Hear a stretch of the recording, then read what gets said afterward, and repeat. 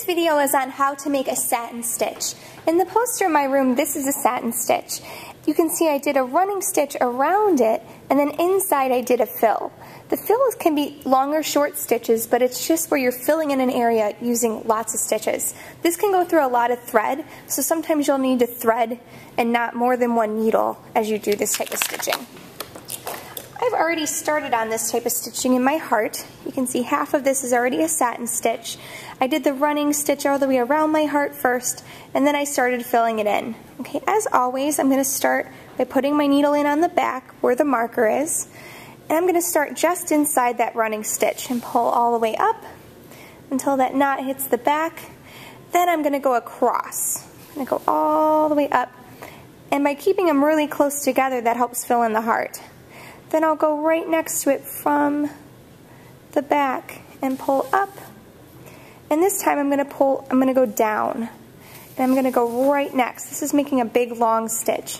You want to make sure as you're doing this that it doesn't warp your burlap. I pulled too hard, so I'm going to push that out so it's nice and flat.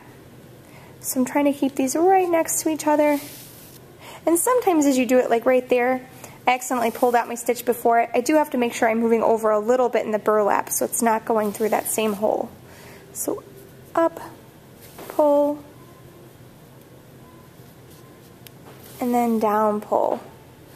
And I'm going to keep going all the way until I finish my heart. As I'm doing it, my stitches are going to get shorter and shorter because my heart isn't taking up as much space to fill it.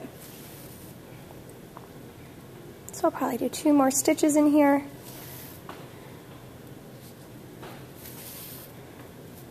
Yeah, probably fit 1 more in there. I'm not going across on the back though.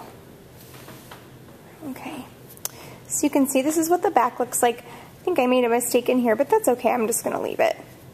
Alright, we are going to go loop under a stitch to close it. So loop under but not pull it all the way through. I'm going to leave a loop. I go through my loop and I pull. And then I'm going to cut it off. And that is your satin stitch.